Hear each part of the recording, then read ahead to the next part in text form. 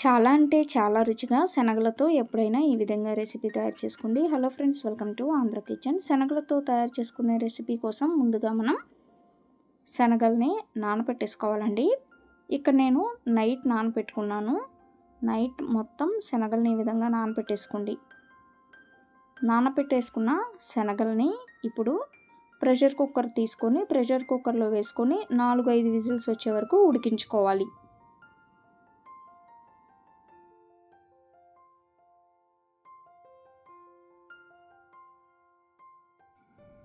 శనగలు మునిగే అన్ని నీళ్లు పోసుకొని ఇక మూత పెట్టేసుకొని ఉడికించుకోండి.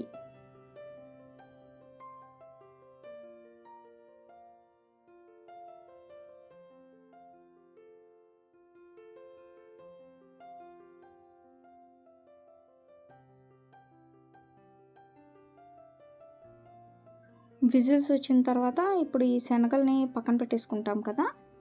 ఆ తర్వాత మళ్ళీ స్టవ్ ఆన్ చేసుకొని బాండీ పెట్టుకోండి. బాండీలోకి కొంచెం నూనె వేసుకోండి. 2 లేదా 3 చెంచాల వరకు నూనె వేసుకోండి.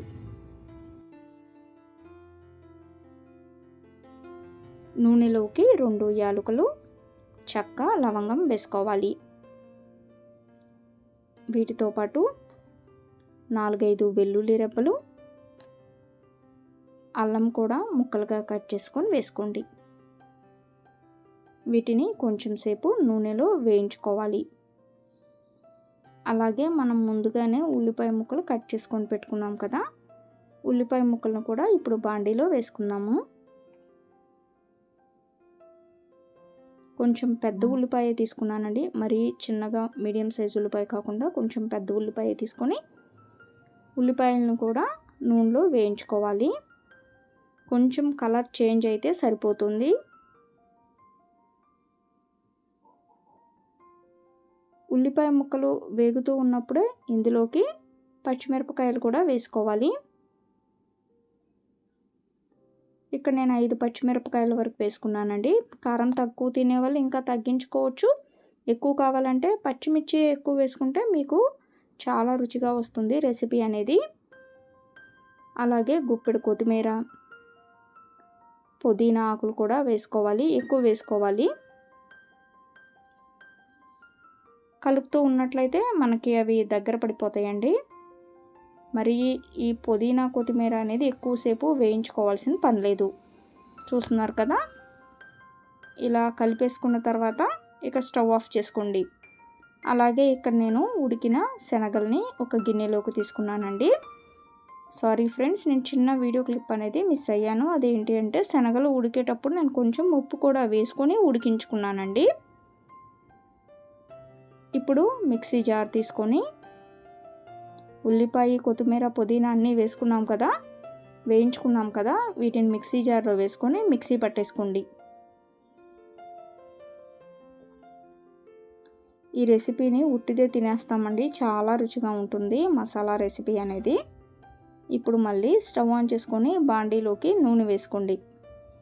4 చెంచాల వరకు నూనె వేసుకున్నానండి. నూనె కొంచెం వేడెక్కిన తర్వాత 1/2 చెంచా జీలకర్ర వేసుకోండి. అలాగే సన్నగా కట్ చేసుకున్న వెల్లుల్లి ముక్కలు కూడా వేసుకోండి. వీటిని వేయించుకోవాలి. ఇవి కొంచెం వేగిన తర్వాత మిక్సీ పట్టేసుకున్న పేస్ట్ వేసుకోవాలి. ఉల్లిపాయ, కొత్తిమీర, పుదీనా అన్నీ మిక్సీ పట్టుకున్నాం కదా, ఈ పేస్ట్ వేసుకొని 1 నిమిషం బాగా కలిపేసుకోండి. ఈ విధంగా కలుపుకున్న తర్వాత ఇప్పుడు ఇందులోకి మళ్ళీ కొంచెం ఉప్పు వేసుకుంటున్నానండి. ఉప్పుతో పాటు కారం 1/2 చెంచా, పచ్చిమిర్చి వేసుకున్నాను కాబట్టి కొంచెం తగ్గించి వేసుకున్నాను. 1/2 చెంచా గరం మసాలా, అలాగే చికెన్ మసాలా వేసుకోవాలండి. ఇది అస్సలు మిస్ కావద్దు. చికెన్ మసాలా కూడా 1/2 చెంచా వరకు వేసుకోండి. ఇప్పుడు ఈ మొత్తాన్ని బాగా కలుపుకోవాలి.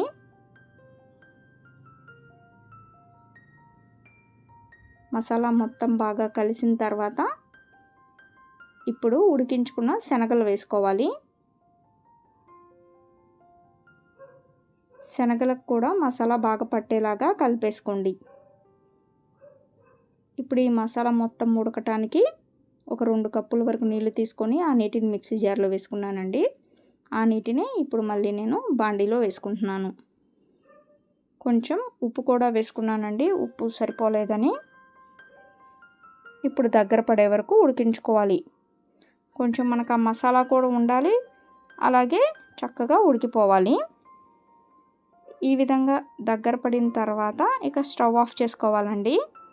స్టవ్ ఆఫ్ చేసుకొని మనం ఈ రెసిపీని ఉట్టి తింటాం, పూరీ చపాతీలో కూడా తీసుకోవచ్చు, కానీ ఉట్టిది ఎలా తినేస్తామో చాట్ మాదిరిగా తింటామండి. ఇక స్టవ్ ఆఫ్ చేసుకొని ఒక ప్లేట్లోకి మసాలా తీసుకోండి. పైన ఉల్లిపాయ, టమాటా, క్యారెట్ తురుము, మీ దగ్గర సేవ్ ఉంటే సేవ్ వేసుకోవచ్చు. నా దగ్గర అయితే ఇప్పుడు ప్రస్తుతానికి బూందీ ఉంది కాబట్టి బూందీ వేసుకున్నాను. అలాగే నిమ్మరసం వేసుకొని తింటే చాలా రుచికరమైన చాట్ రెసిపీ శనగలతో రెడీ అయిపోయినట్లేనండి. కానీ ఈ రెసిపీని మనం పూరి చపాతీలో కూడా తీసుకోవచ్చు. మరి మీ అందరికీ శనగలతో తయారు చేసుకున్న ఈ రెసిపీ వీడియో కనుక నచ్చినట్లయితే ఈ వీడియోని లైక్ చేయండి, షేర్ చేయండి. మరిన్ని వీడియోస్ కోసం మా ఛానల్ని సబ్స్క్రైబ్ చేయండి. Thank you for watching.